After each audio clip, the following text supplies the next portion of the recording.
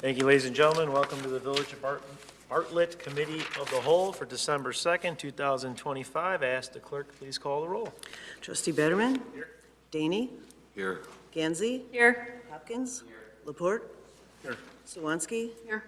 President Gunstein. Here. Now take us to our town hall portion of the committee. If anybody would like to address the board, please do so by stepping up to the podium, state your name and address, and please try to keep your comments to 3 minutes or less. Nobody here? Nobody online? All right, that'll close our town hall portion. That'll take us to standing committee reports. Community and Economic Development Committee Chairman GANDSEY. Thank you. We have one item, BEDA program discussion. The Village of Bartlett proposes rebranding and enhancing its Bartlett Economic Development Assistance Program as the Belong in Bartlett Business Grant. This initiative underscores our pro-business attitude, supporting new and expanding enterprises through targeted exterior improvements that beautify our commercial corridors.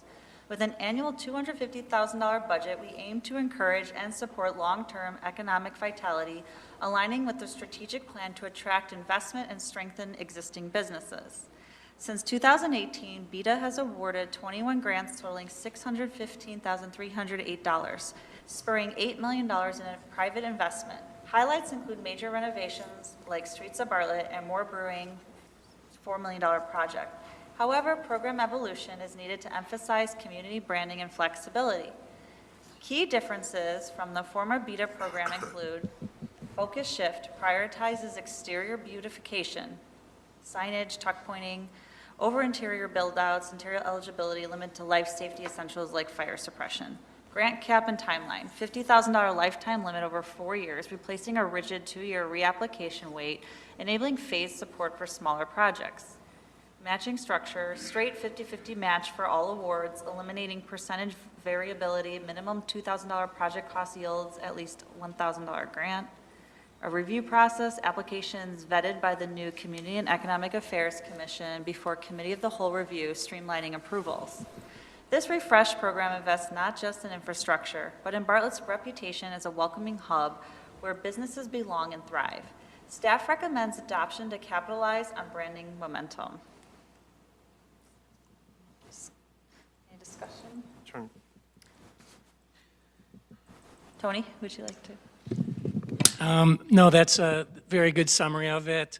We're excited to rebrand this. The timing is great. As it states, we can tie it into our branding, community branding initiative, and we just, the mayor and board just created a new commission that met for the first time last month, the CEAC. So besides staff review, we're going to have 11 sets of eyes with a lot of business expertise and acumen looking at these before we bring them here before the Committee of the Whole for review.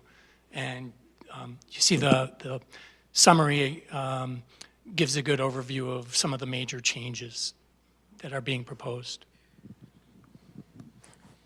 So I thank you for all the time you put on. I remember when we first began this program, and I think it definitely is time for it to evolve and change. I like a lot of what I'm seeing, like with the exterior and the beautification. I was thinking, I would really like to have the focus be more like investing in our village for a community experience versus sounding like we're giving money to businesses, knowing that, you know, we're trying to like make every outside look good or gathering spaces. I'd also like to have this go to the Community and Economic Affairs Committee before we like finalize anything. I think it'd be really good to get their input. It does.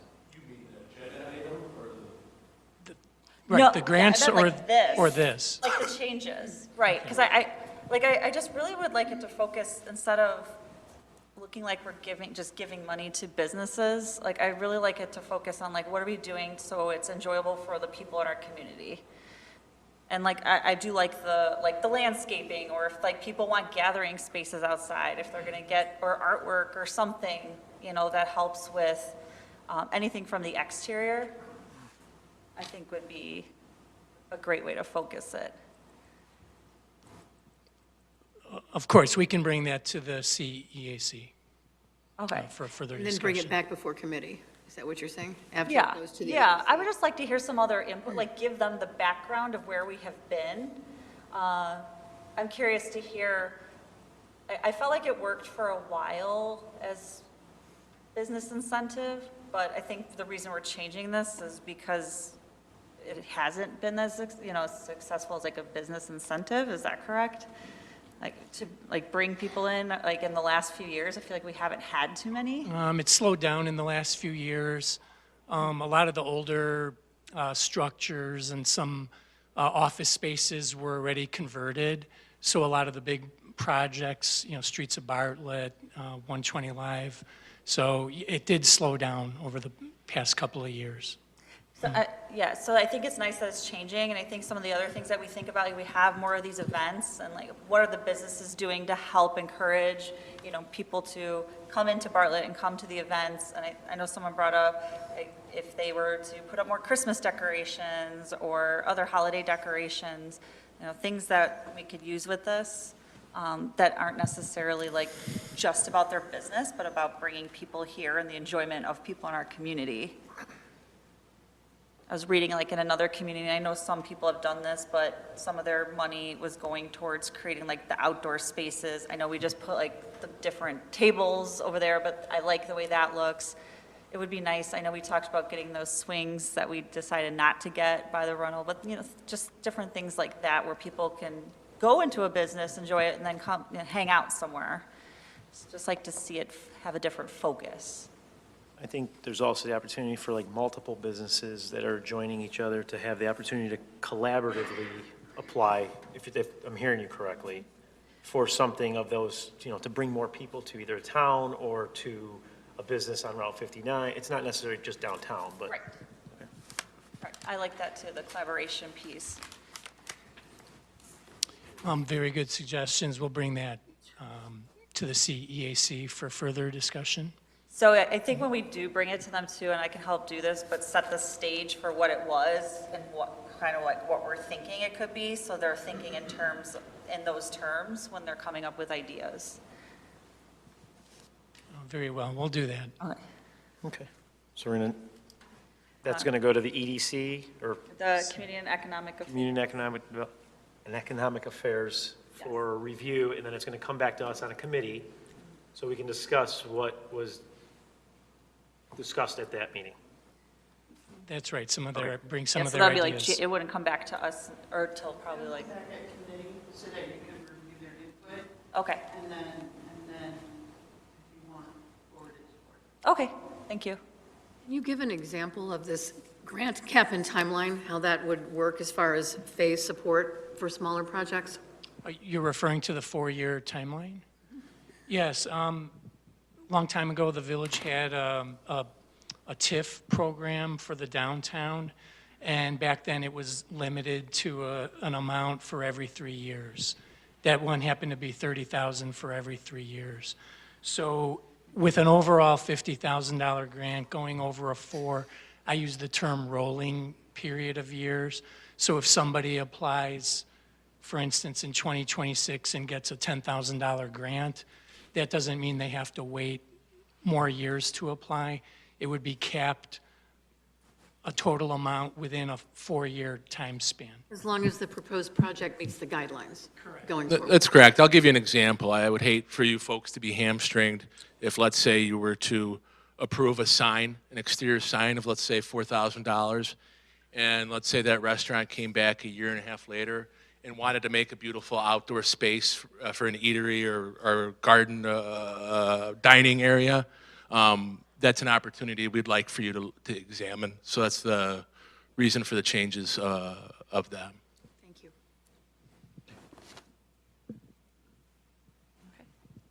you. Have you guys put together anything to protect us against businesses that just don't make it?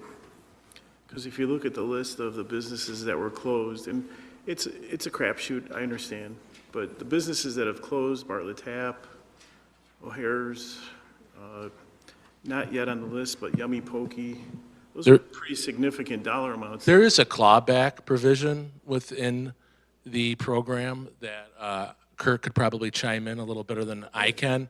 But I will tell you a couple things about the businesses that did go out If you look at, for example, the State Farm building, that building was rebuilt and able to be used again. And in terms of the O'Hare's grant, that became, you know, one of the top calls that we still get every day in economic development is, do you have a commercial kitchen? A lot of those commercial components did stay with that restaurant. Yep, perfect. The current agreement that we have has a clawback so that if they shut down within the first year of receiving the grant, they have to pay back 60% of it. And then if they shut down within the second year, they have to pay back 40%. I think that was the clawback that the board had discussed. I think it was probably 2-3 years ago now when we revamped it a little bit And how better. is that collected if somebody's out of business? So the most effective tool that we could use if we wanted to put this in the agreement is to have a lien placed on the property. So if they don't pay it back, instead of trying to chase them, especially since all these new improvements, if this revised BEDA program is approved, would be exterior improvements that are benefiting not only any tenant, but the property owner. So you'd have the property owner be a party to the agreement. They approve any potential lien, so that way, if they run off, don't pay, we can place a lien on the property and try and collect that way. Can the grant be subject to a personal guarantee? We could do that. That's a little bit more complicated. And if that's a route we want to go, the lien just gives us a direct way to recoup it from both the property owner and a tenant. The landlord? Yeah, We do have hooks in it, though. we do. That was something that I know me and Trustee Swansky met with staff 2 years ago about having that clawback upstairs. And it was concerning at the time, so I think that's good to keep that in there. Did that answer your question? Yep, yep. All right. Any other questions on this? I'll just say I'm just not a huge fan with us talking about raising sewer and water rates, and we're talking about giving money to businesses. And I mean, it says we've spurred $8 million in private investment, but taxes are still going up, water rates, sewer rates, so it hasn't really done much to not raise taxes. I know we got more brewing and the streets of Bartlett, but I think those investments would have happened anyway. So I think it's just money for people that probably don't need it. So I'm just not a huge fan. Well, I look at it a little differently. It evens the playing field from the 2 different counties that we have, and if you look at the majority of these, I think a lot of these were on the Cook County side, so some of it did entice people to move to the Cook County side of Bartlett versus always being on the DuPage County side. So from an investment standpoint, it may have tipped the scale a little bit. Do I come or do I not go? I'm not saying $2,000 probably didn't change somebody's entire plan, but maybe it made them reconsider it. So that's how I feel about it from a Cook County DuPage side, but Yeah, most of these businesses that applied are in Cook County. I think 90% of them are, so, Majority of downtown Bartlett, or not all, is yeah, in Cook County, so. so. Well, I was going to say that I love the name change from assistance to a grant program. I think that's good, and branding it to belonging in Bartlett, that's also good. I'm just curious about how we market this to businesses. If we have, I don't know, some sort of a program to reiterate this every quarter or something to businesses to help them understand that it's available. We do periodic email blasts, sometimes to every business, but we've also put them into categories where we separate maybe retailers or by county or type of business. So we send it out that way, and also the village social media channels, newsletters, things like that. So we get it out there as much as we can. Good. All right. Or even just walking around and suggesting what Done needs. that too, yeah. Okay, very good. Has our code enforcement, if they go out and the building's got issues, has code enforcement had the opportunity to be, you know, do they have the information of what this provides and can possibly say, hey, you know, I got to write you a citation for XYZ, but there is an assistance program, a grant program that you could apply for. that would eliminate these problems in the future, you might qualify. Not saying they do qualify, but they might qualify. Yeah, we've had a number of those brought by code enforcement, by the health officer a few times, by the fire district. They've referred people to us for some of those grants that you see on that chart we presented tonight. Are there any other, like, grants offered, like, not in Bartlett, like, by the state, like, when we're talking about, like, safety or old buildings and getting them, are there any other grants to help keep, like, preserve buildings? Or is that always just on, like, a village? No, the state grants tend to be for very large industrial type of businesses. They're things like tax credits, for instance. But they don't really offer that for kind of small entrepreneurial things like restaurants and small shops and things like Lots that. of times, they're based on the number of employees that are brought into the system or a significant sector and financial investment. We do get notified through Choose DuPage and through the state Department of Commerce and Economic Affairs. They do notify us when there's someone that they're courting to come into town, and do we have an available site or something that would match up, so we can kind of piggyback onto what the state's offering in those instances. I think Rana was one of those. Yeah, some of the larger food companies in the business parks came in through those programs. All right, so we're going to send this. Yeah, just one more comment. So just to reiterate, the grant funds come from the revenue earned by the gaming machines throughout Bartlett, correct? That's correct. Right, and those funds are still pretty steady? Has there been a decrease in those? Has there been an increase? Pretty steady?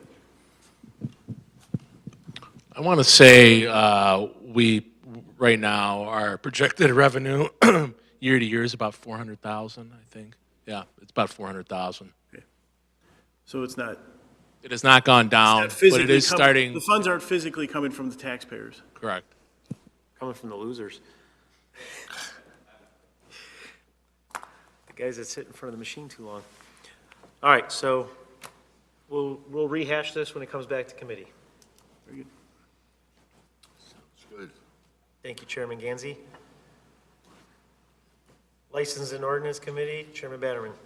Thank you, Mr. President. I have one item on the agenda for tonight. It is our annual meeting schedule for 2026. So our meeting schedule is still going to be the first and third Tuesday at 7 p.m. for the village board and the committee meeting. Also, we have got the Planning and Zoning on the first Thursday at 7 p.m. The new CEAC will be the second Monday at 6 p.m. of every month. The Bike and Run is still going to be the last Thursday of the quarter, so that's 4 times a year. And then we also have the Police Pension Board, which will be the middle Thursday of every month, February 19th, May 21st, August 20th, and November 19th. And then finally, the Board of Police and Fire Commissioners is the first Tuesday at 3 p.m. I'd like to open it up to any questions, or if there are additional meetings that might need to be made for special circumstances like budgets or. I have a question. I need an explanation. Building and zoning, they're talking about the first and third Tuesdays following the board meeting? That's the committee of the whole. Okay, That's where all the committee of the whole. right. Okay, that's fine. Thank you. I would like to make a proposal to change the January 16th meeting. I'm sorry, the January 20th meeting. I'd like to move it to January 13th. That is a capital meeting, and I know that there's going to be 3 trustees out of commission for that meeting. Is there any, By all means. is there any objection to just having 2 meetings back to back? No. Huh? A little both. And then, 3 trustees will be missing from that? yeah, and it's a capital meeting. We have to move it. So, and then I see that the state law changed on Election Day. Do we want to move our meeting to November 10th, or do we want to just skip our first meeting completely for November? Skip it. I mean, I think it depends what's on the agenda. Something important could be on there that might, Can't we set a meeting and cancel if there's nothing on it? Can we set it for November 10th, and if there's nothing pertinent on there, We've had a lot lately. versus calling a special meeting if we needed to? This is just the notice, so we can do either. We can notice the notice the November 10th meeting and cancel it if there are no issues, or if there are agenda items, then we would just notice that we have a meeting on. Let's put it on the notice that those are the dates, and if we have to modify it at the time, or as we get closer, it's a year out at this point, but does anybody have any objection to that? note of the Bike and Run Committee meeting for Thursday, December 31st. I don't think that would be a fun night to have it on. Afternoon, yeah. I mean, maybe Or it might be very important topics to talk about on New Year's Eve. I know. We always reschedule that one for January. It's just in the ordinance, that's the date that it specifies that we schedule it. Keep that on your radar. So we leave it on there then? Yeah. Okay. The only other thing I did not mention was, and this is looking way forward, but National Night Out. I know we just celebrated, and we celebrated some awards, but that's coming up August 4th of 2026, so we will not have a meeting on that night, as well as Election Day, November 3rd. So We're going to move the November 10th, the November 3rd to November 10th, and the January 20th to the 13th. sounds good. Good? Anything else on that? Nope. That's all I had, Mr. President. Thank you. All right, thank you, Chairman Bannerman. Public Works and Golf Committee Chairman DEYNE. Thank you, Mr. President. The only item we have to discuss this evening is the 2025 water and sewer rates, and that's open for discussion. Can't put that on consent. At previous committee of the whole meeting, Stantec presented their findings and recommendations for the water and sewer rate study. The goal of the study is to ensure that the village properly maintains their critical infrastructure at a service level that is acceptable to the board, and that the rates paid are equitable for those that rely on these different systems presently and for future sustainability. The rates discussed at this meeting will be utilized to fund the upcoming Capital Improvement Plan, CIP, and future operating budgets for the next 5 fiscal years. The board had some questions during the presentation, and the answers are provided. First was the water replacement. Stantec is recommending to replace a minimum of 1% of the system annually for a 100-year recycling replacement cycle. This would be in perpetuity and factor into the capital budget annually. Number of 1-inch residential meters, there's 830, and a percentage of residents that utilize less than greater than 3,000 gallons per month. Based off last fiscal year, 39.4% of the residential monthly usage is 3,000 gallons or less. Then we get into the recommendations. Based off the information provided by Stantec, staff recommends adopting the proposed recommendations from Stantec. These include fund the CIP at the recommended levels. The rates will continue to be reviewed annually and adjusted accordingly if necessary. Scale the base charge based off meter size and eliminate the minimum bill. Modify the residential rate structure to a tiered structure to promote water conservation. Maintain a uniform volumetric rate for non-residential users. And lastly, utilize the cost of service for treatment and collection to the following of each county's proposed sewer rates. So that's all we have. And Tyler, do you need to add anything to that? No, I think the main thing, we've got Dave, Cole, and Jeff are online, and I know we went over a lot of information last meeting and thought it would be good that you've had a chance to kind of digest that, and we're here to be able to answer any questions or anything that you want to look at, other than the recommendations that we have there, if there's something else you want us to take a look at. So Matt, have you and Dan had a chance to talk, to decide or determine if the proposed recommendation from Stantec meets your side of the fence financially and Dan's side of the fence for Public Works, so we don't have to hit people up for more money down the road? Yeah, financially, it all makes sense to me. It was nothing that I didn't expect. The DuPage Water Commission has increased their rates the last 4 years. Rates in general are just, costs in general are just going up. And then just based on the infrastructure needs that Stantec presented along with Dan and Tyler, it's what's needed. So nothing surprised me from that perspective. And it says Stantec recommends a minimum of 1% replacement of the system annually. Is that realistic, or is 1% realistic?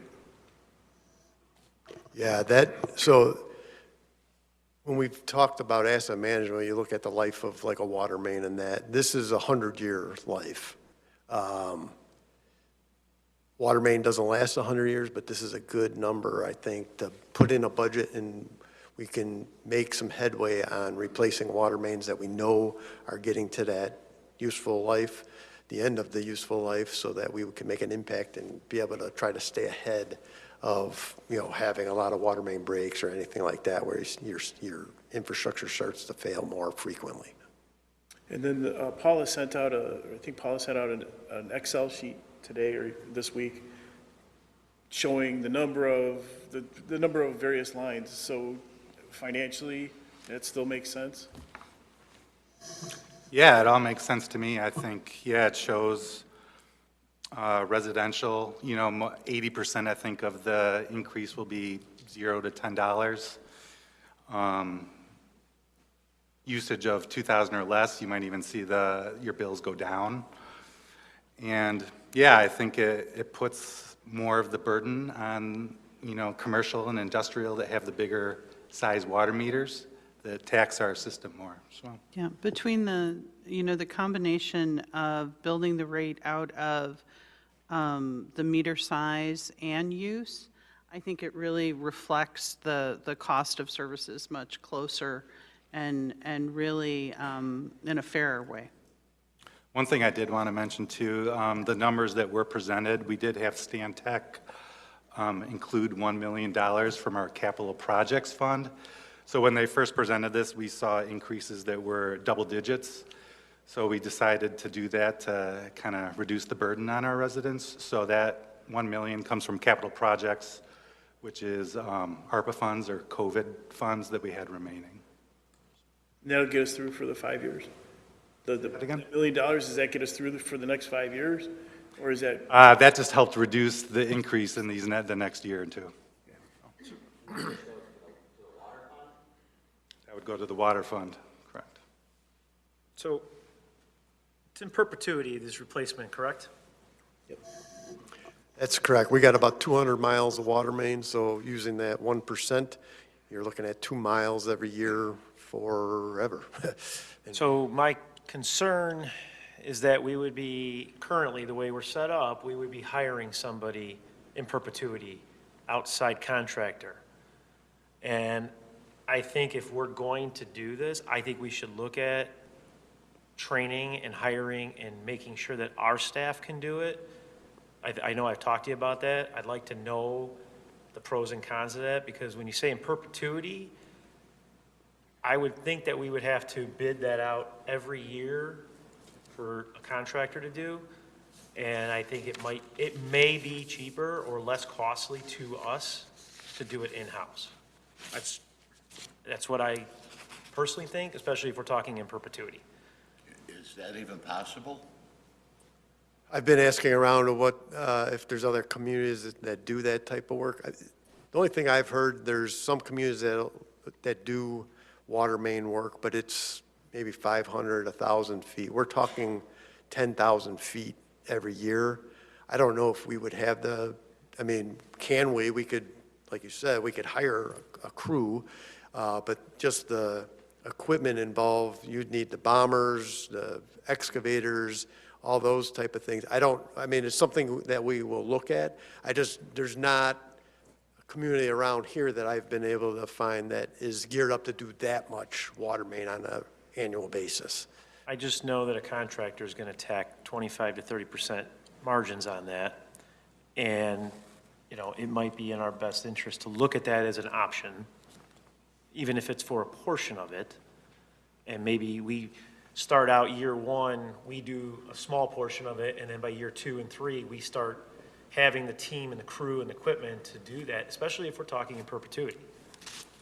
If we're talking 5 years and then it's over with, then I would say maybe a contract would be better, but I think it's in our best interest to look at that as an option. So, and I know I sent you an email about it and talked to you about it, but I'm not saying that's the route we should go 100%. I want to see the numbers side by side of what it is. Yeah, I think we need to look at, the cost of ramping up that staff year over year. And, just maybe the additional liability exposure, for that kind of a project. But we can certainly put that together. Because as time, my thought period is as time goes on, we start saving money, we can revisit the increases. Or we negotiate with the contractor. Or we negotiate with the contractor. And say that they'll have the business for, not perpetuity, but a contract 10 years. And we'll pay them 15% over 10 years or something along those lines. I don't think. We're a village, I don't think we're in the idea of business. having options, but 20 years from now, there could be a totally different board with a totally different vision for this. Very true. And are we locked into perpetuity? Well, the pipe replacement, I just want to clear, it's not, what this is saying is that the recommendation is that to maintain the infrastructure, just look at water main, where it's 200 miles is what we have in the ground right now. Any new subdivisions adds more. The recommendation is that to try to stay up on that infrastructure would be an average of about 2 miles per year. And if you're going to stay at a 100-year cycle, that's how you come up with that it would have to be forever. Village of Bartlett is going to be here forever, so you have to maintain that infrastructure forever. So that's why we're saying that on average, you would be doing 2 miles every year to maintain that system. And Dave, Cole, if you guys have any other anything else to add, but that's kind of what we're saying is that in order to, you're looking at all the assets, we've kind of gone through all that, and then you put that life cycle together, and this is what you, on average, should be doing to try to stay up with that infrastructure. It's no different than when you have a house, and you have to roof every however many, all those different things you got to factor in, and you're going to be replacing it. But when you have 200 miles of something, and you try to spread that out so that you're not having these huge costs, during one period of time and then nothing, you kind of spread that over to the entire life of that system so that you try to maintain that level as much as you can. I think the term endless cycle would be better than perpetuity, because it's an endless cycle. Right, of you're just consistently repairing continually everything. replace that, because assuming that we're going to provide water to residents in the far, far future, that's what we will have to do is, as those pipes start to fail, you replace them. I think I think it's a good idea to look at the two options as far as hiring somebody. But again, if you go back to 20 years from now, another board says, we're not going to do this any longer. Now we have a new employee or 2 employees on staff that aren't doing this anymore. We have to weigh that out. Yep. So are you asking for annual increases that we approve every year, or are you asking for a 5-year, what are we approving at our next meeting, if we do decide to forward this to the So the recommendation would be to approve the 5-year rate increases, as shown, the 8% and the 5% for water and sewer for that 5-year period. And then after that, it would be reviewed again, see where we're at. It'll be reviewed every year, and if we don't need 8 or 5, then we would adjust it from there. But the recommendation is to have the board move forward with the 5-year capital program that we will be presenting next month, and that the rates would, so we know what to plan for in that capital program. Or separating them, I would agree with approving 2 years at that rate, but 5 years, that's insane to me. So just to say, here, 5 years, we're gonna increase your water rates 8% every year for 5 years, I can't say yes to that. So, we can review it after 2 years and then talk about it. The cycle of replacing and the amount of money they need to do it, and then they've timed or divided over 5 years is how they came up with the 8 and a 5%. But you did factor in $1 million from TARP funds in that. So it would be 10% and 7% if you didn't put the $1 million in there. I'm hard pressed to approve anything over that course of that amount of time. So it's not just, water rates. If someone said, hey, can you approve this development for 5 years? No, I'm not going to do that. Who knows where we're going to be in 2 years? You know what I mean? So. How about, what if Country Creek doesn't happen and that money stays in? How would that impact this, or how could it? It's 2 separate funds. Right, that would be a general fund. That'd be up to the board if they wanted to use general fund. Because if that happens, the levy was just raised, and then or it doesn't happen, then we're sitting on money. Yeah, Well, you still have, it's no different. You still have the road program, storm sewer. There is no fund for storm sewer, so the Munger Road box culvert examples that I've given you, those items are still in that need to be funded. So you'd have to look at how that all shakes out on the general fund. But yes, that's definitely something that you can look at if Country Creek were to not happen. I can see the need, the math to do the 1% annually to continuously keep that 400 miles of pipe maintained. But I agree with Trustee Hopkins that 5 years is a long time to commit to something like that. Also, I know obviously we all see water main breaks all over the place, and it happens, and it's increasing. So I have no issues, taking care of our water mains. As far as like sewer collapses, how many sewer collapses do we see in a typical year? I'm trying to remember, working on operating budgets. I believe we average half a dozen that we repair ourselves, where a resident will call in that I've got a backup. We go, we try to clean the line, something's happening, and we find that the pipe is collapsed, and we have to go in and dig it up. We just had one on Oak, in front of the police station last month or within the last couple months. So it does happen. But that's why we've been going through and lining, kind of to renew those clay pipes, renew them, and hopefully we got another 60, 70 years of new life on those pipes. I know I&I was a major issue, and lining them helps. But now that we have a new pumping station, it has great capacity. We have a new bittersweet plant, so I&I really isn't a major factor right now because we invested, $40 million in the treatment facility, $10 million in a pumping station. So I think right now, maybe for the next 2 years, we can just say, let's keep the sewer rates the same. So, that's just my take on it.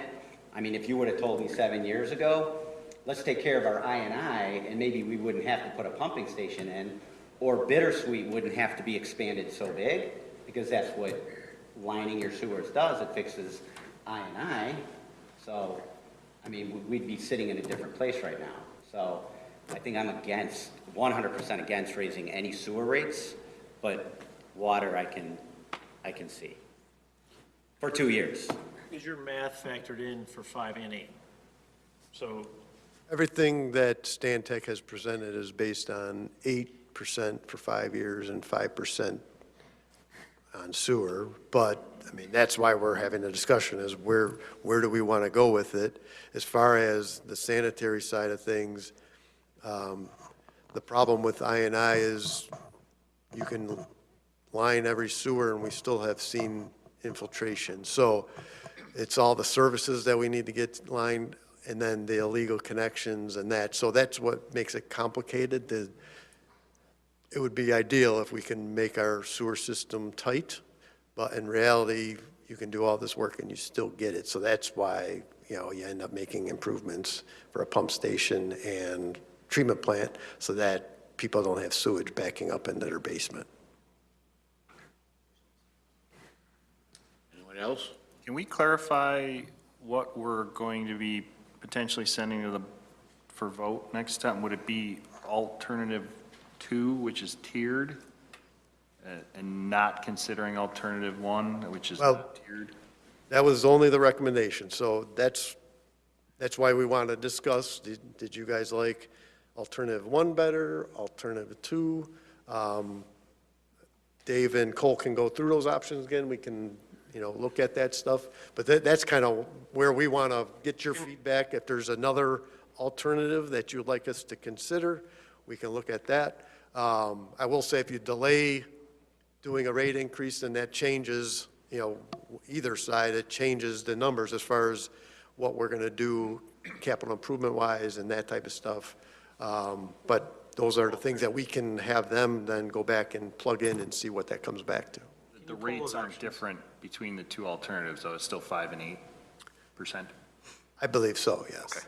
So we're not talking about the rate increase, we're talking about either tiered or not, to lessen the burden on some individuals and put it more on the corporations. Structure, yeah. Yeah. Okay. One other thing I wanted to mention, and I talked to Dan about this, but the new portal that shows water consumption is fantastic. I've been looking at it for about a week for my personal consumption, and I think this is going to be a great increase for our community to understand what they're consuming and potentially conserve a lot of water. So the rate increase, I think, will be tempered by, you'll know what you're consuming and what you're paying for, which I think is great from a tiered.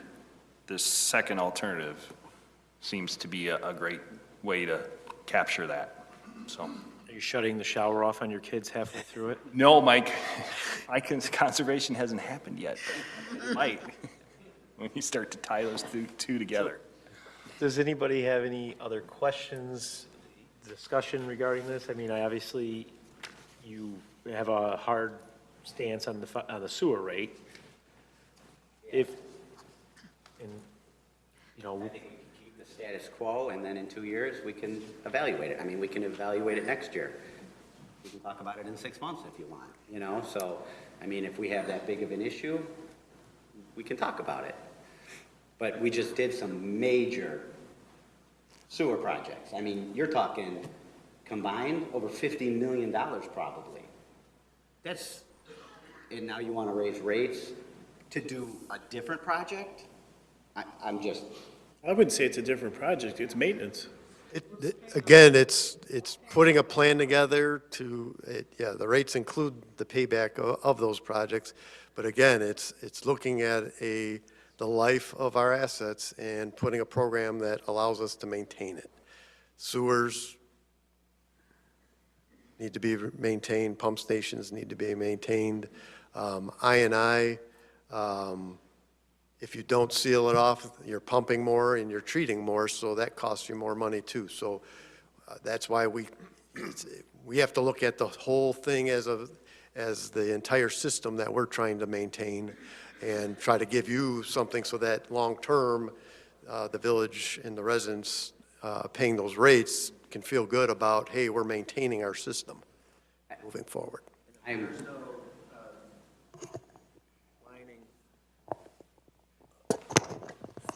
For example, a lot of this is talking about sewer main lining, something intimately familiar with at this point.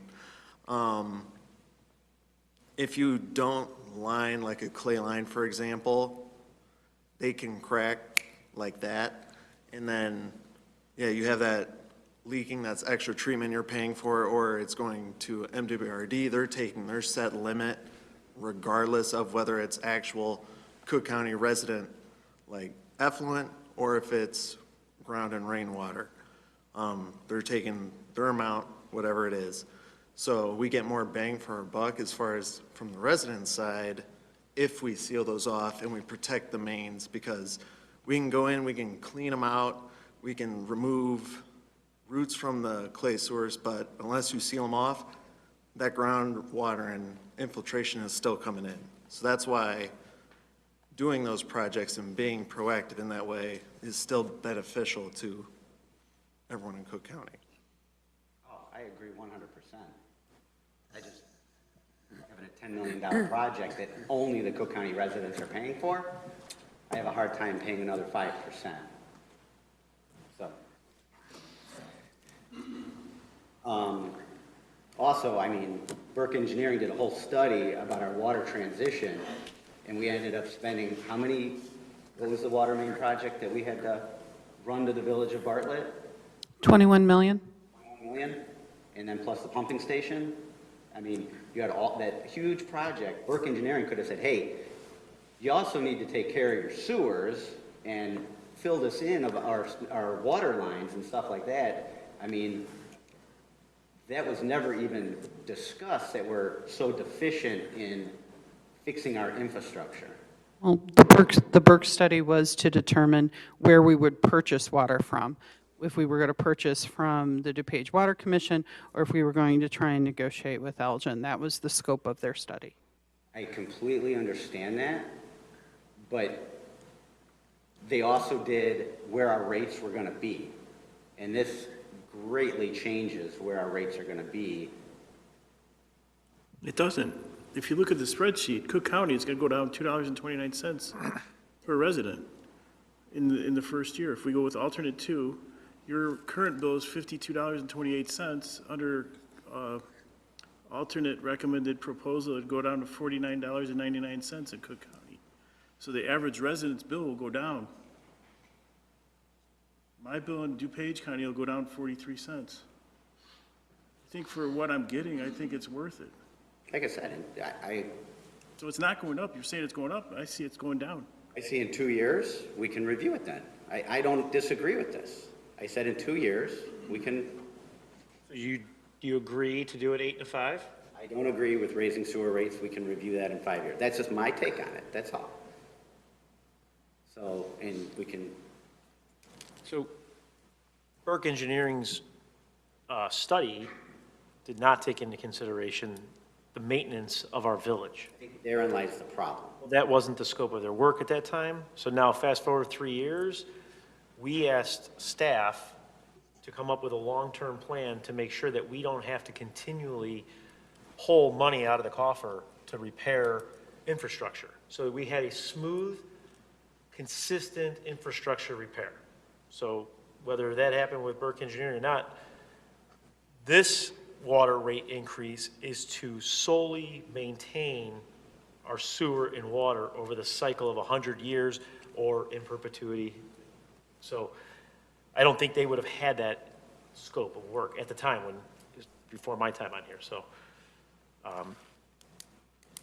you know, does it work figuring it into a 2-year and reviewing it? Basically, we would come up with a capital program for 2 years with whatever those rates, whether it includes water and the sewer rates increases as recommended.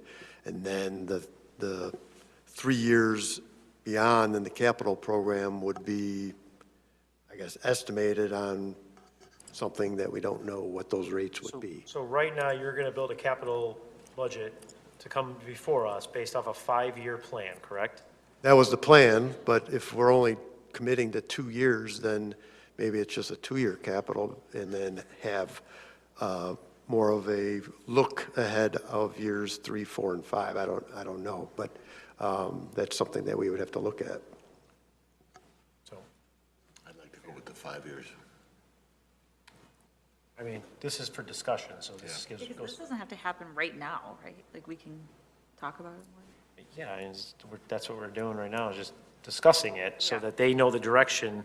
They have to do, their capital plans are due to us in the next month, and they need to know if it's a 2-year, 4-year, 3-year, whatever it is, you know. The direction was given by the board a year and a half ago, so that we don't have these problems and these unexpected expenditures over the course of 10, 15, 20 years. The direction was given to come up with a plan. And that plan was to lay out a forecast of everything that needs to be repaired, you know, in its cycle, in its life cycle.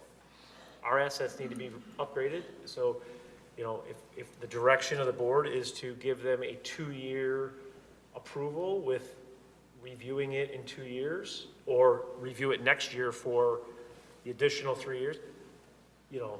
Would you be comfortable with 3 years? I mean, It's hard to get scale of economy for a board when they're only looking 1 year down the pipe. So to be effective from a financial standpoint, I think you have to budget for 3 years on that. I mean, I also feel like we paid professional consultants to give us a professional opinion, and that it came up with 5 years. I guess my worry would be after 2, are we gonna have to raise it even more? Like, what's gonna change? Also, I think people are gonna notice when things are broken more than if. What happens if it has to be raised? What happens if the state or the Chicago Water raises our rates and we have to go back for another raise? Can we absorb it in this 8%?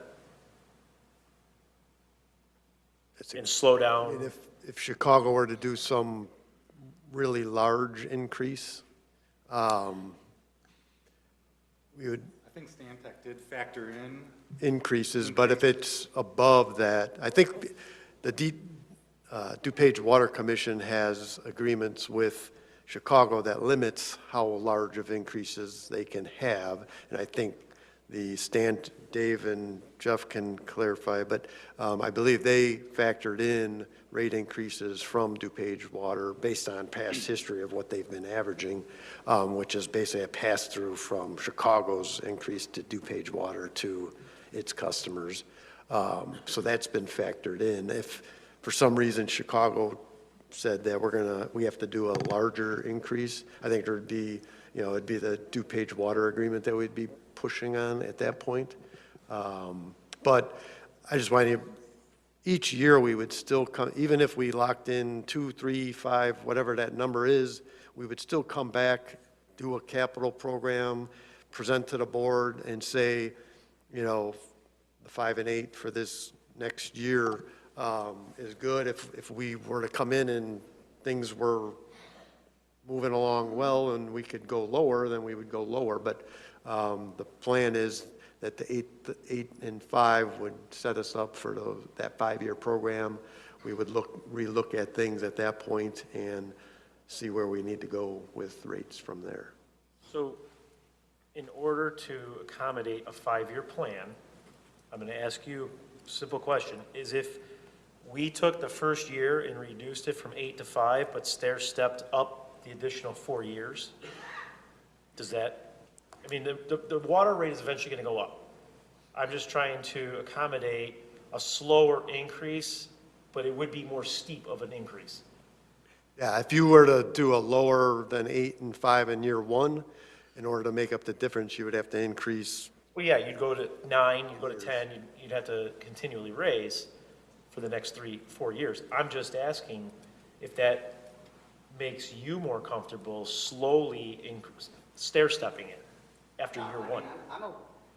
I'm a little bit confused because normally we just raise rates every year. You come to us, we have our capital plan, and every year, you know, we either raise rates, we don't raise rates, we use money, or we cancel, whatever we do. So I'm concerned about what the difference is that why are you asking for 5 years of increases when you can just come to us every year and say, we need to raise it 8%, we need to raise it 5%, whatever it is. Like, why are we locking ourselves in and saying, yeah, we're going to raise our rates 8% every year for 5 years?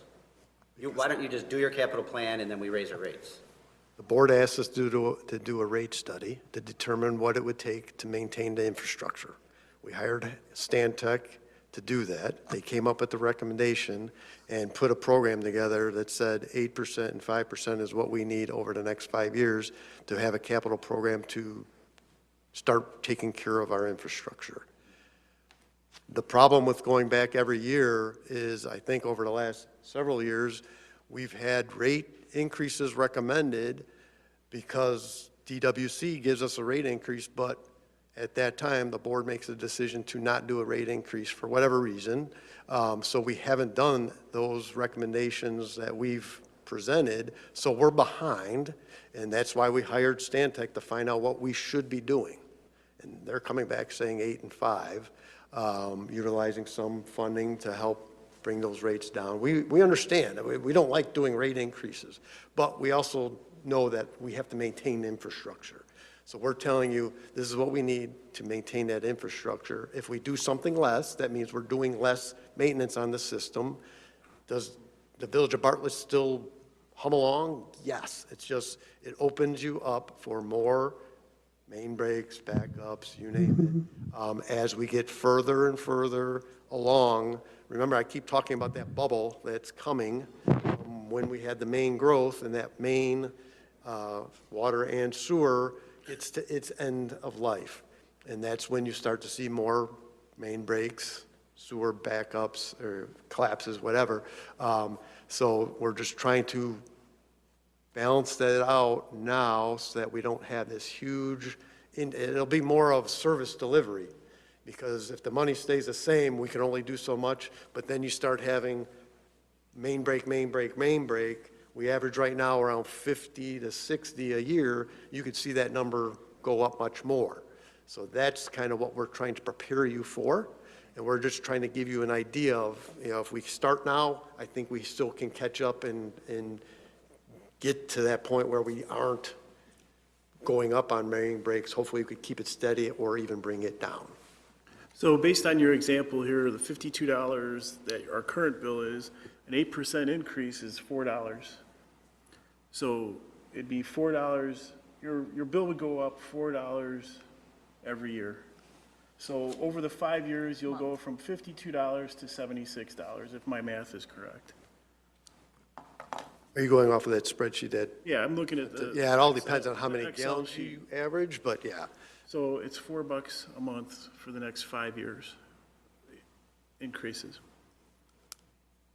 I think for the product that we're offering, the maintenance that we're getting, it's a nominal. Comcast, Groot, everything's gone up. I don't think $4 is out of the realm of reality. If it was more than that, maybe. But if we're getting everything that Stantec recommended, and as we saw here, the water bill is going to go down $2.29, and at going down $2.29, and everybody's getting what they need to keep the maintenance on top of things. I think it's a good deal. I'm not arguing at all. But then the people would know. In 2 years, I think we should review it, that's all. I think I may not be here. I think that's the reason, you said it. So that's the reason why it's important to give them a 5-year clear plan, because then somebody else that might not be here, and they've set their sights on, not their sights, but their plan for 5 years, and then somebody might rip that out from under them. And then it changes everything. So this gives them 5 years of consistency to build the plan that we as a board gave them marching orders for. So at this point, your hang up is the 5 years and not reviewing it. I think there's always an opportunity for the board to review everything. Financial situations across the United States could change tomorrow, and you might get a phone call that we are going to review water rates and stop the water main project, period. It's not a priority at this point in time. We will put Band-Aids on where Band-Aids are needed. So we can pull that back, and we can have them bring that back every year for a review of the financials, which we would see in our capital budget and in our comprehensive budget for the entire year. So I think it's giving them the assurance that they have enough time to execute 5 full years of plan. Now, if your question is sewer and numbers, then that's the question you're at right now. So, I mean, like I said, I think about it, I appreciate Dan Dinges, I hate raising water rates. It's the number one concern every single resident we talk to in town. Big increase when we switched over to city water, or from wherever it was, Elgin to Chicago. And that impact was, that was a steep impact. So nobody wants to see it go up anymore. I don't want to see it. My water bill is $240, okay, every month. I know mine's going to be more than $4 a month. But it's the reality, okay? I can rest assured that our water is clean in the village of Bartlett. I couldn't say that 10 years ago, and I'm glad that the board, prior to me, opted for clean water, because it wasn't that great 10 years ago. And we are sitting with great water, and I think people understand that. I don't think those rates are as low anyways. Right. Everything has gone up. Even where we used to get it from has gone up, and they're going through an entire study right now, and they're going to raise it again. So if you even look at the matrix that staff provided from Roselle to Hinsdale, wherever's on there, we're not at the top and we're not at the bottom. We're float right in the middle, even with the 8% increase. Is it an enterprise fund? So it's an enterprise fund, so it needs to sustain itself. We have to give it the ability to sustain itself. We're not giving them the ability to sustain itself because we need to be able to cover our maintenance costs for the next 5 years. We're not voting for today. We're voting for a 5-year plan that we instructed staff to go out to Stanek, get the results, because we said we would like to see a long-term structural infrastructure maintenance plan. That's what we did. So we're truly voting on that right now, but the increase, it's a reality. It sucks. We need to discuss. If you want to question the numbers, I think we still have enough pullback that this will come before us every year, but it allows staff to plan until we pull it back. And we do need to talk about it today, because Ray's going to put it on consent anyway when it gets to the board. Yeah, and the reason the mayor spent $280 on his water bill is he filled his pool. I have teenage boys. All right, anything else? I, All right, Mr. President, that's all we have for this evening. thank you, Chairman Daney. Can I get a motion to adjourn? So moved. Second. By Chairman Daney, second by Trustee Laporte. Oh, clerk, please call the roll. Trustee Batterman? Yes. Daney? Yes. GANDSEY? Yes. Hopkins? yes. Laporte? Yes. Swansky? Yes. We are adjourned.